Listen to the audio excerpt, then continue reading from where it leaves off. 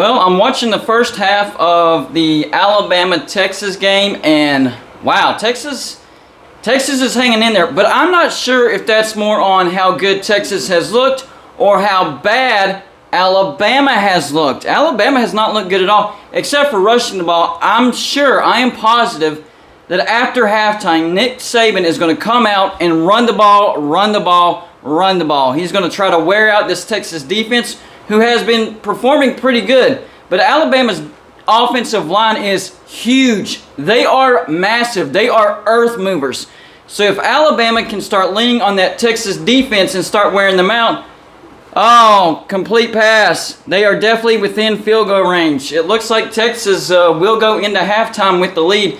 There's about 25 seconds left in the first half.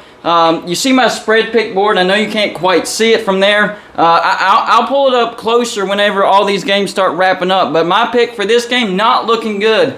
I took Alabama and I laid the 20 points. And it looks like Texas might go into halftime with the lead. Now, a big storyline though. Quinn Ewers took a huge shot from the Alabama defense and he had to leave the game. That's not good for Texas, but I will say the backup quarterback is looking pretty good, and I thought he was actually going to win the starting job. His passes are very, very accurate.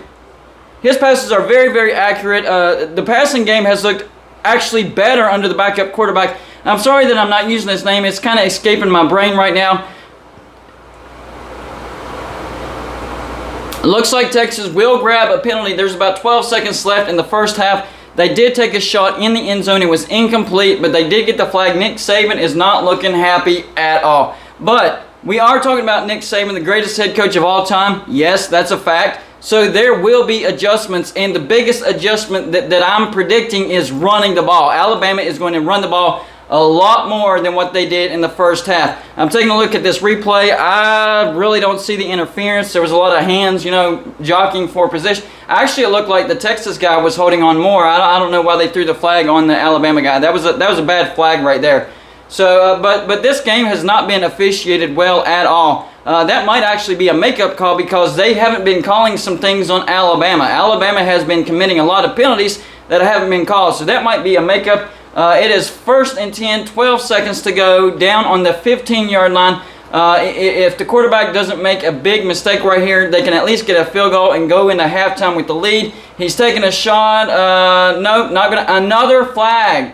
Yet another flag. Wow, 2 back-to-back plays, and it looks like there's 8 seconds left. They will have time to take one more shot, and it's going to be a little bit closer.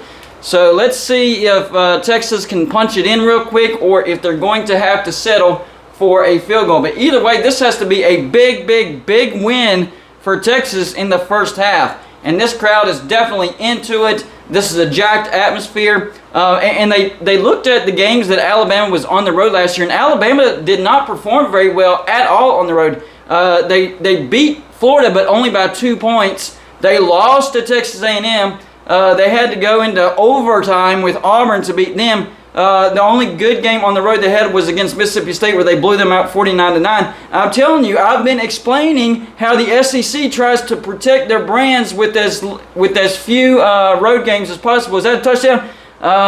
No, it looks like it's out. 3 seconds left. Looks like they're going to have to settle for a field goal. But man, that was close. They might review this. I'm not sure.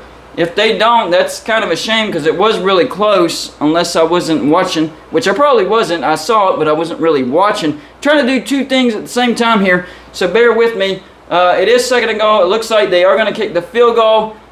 So, yeah, some wasted opportunities, but hey, going in with the lead, I think Texas will take this. He has to make this, though. He has to make this. We'll see if he makes this real quick. This is a 20-yard attempt.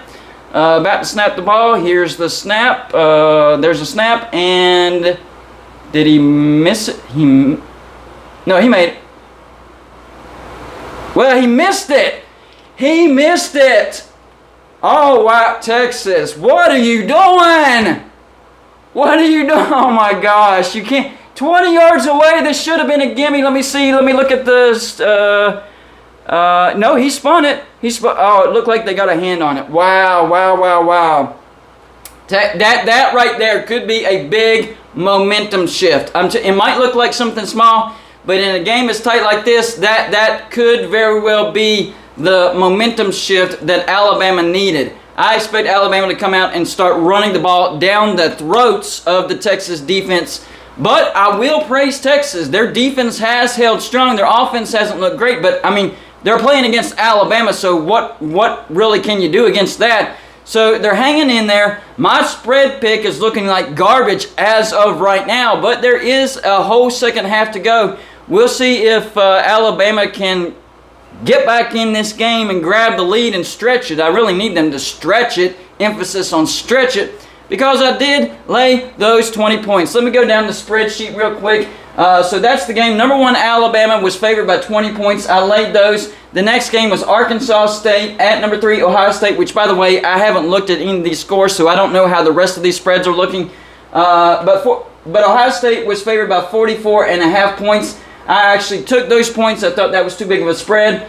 Southern Miss at number 15, Miami. Miami favored by 25 points. I laid the points, and from what I heard last time, that pick is in trouble. South Carolina at number 16, Arkansas. Arkansas was favored by 8.5 points. I actually took those points. Number 23, Wake Forest favored by 12.5 points over Vanderbilt. I laid those points, especially with Sam Hartman, their quarterback, back. I think Wake Forest will be a much better team this week. Marshall on the road to number 8, Notre Dame. Notre Dame favored by 20.5. I just thought that was a little too much, so I took the points. Still Notre Dame winning. Appalachian State at number 6, Texas A&M. A&M is favored by 20 points. I think Texas A&M will beat them by more than 20, so I laid those points. Number 24, Tennessee at number 17, Pitt. Tennessee is favored by 6. I took the straight-up upset. I'm taking Pitt in that game. Washington State on the road to 19, Wisconsin. Wisconsin is favored by 17 points. Washington State looked terrible against FCS Idaho, so I laid those points. Akron at number 14, Michigan State. Michigan State laying 34.5. Even though that's a lot of points, I think Akron is a really bad team, so I laid those. Number 25, Houston at Texas Tech. Texas Tech favored by 4. I laid those points, and I'm taking Texas Tech to beat Houston by more than a touchdown. Kent State at number 7, Oklahoma. Oklahoma favored by 33 points. Even though that's a big spread, didn't think it was enough. I laid those points. Number 20, Kentucky at number 12, Florida. Florida favored by 6.5. It's at home for Florida, so I am going to take Florida and lay those 6.5.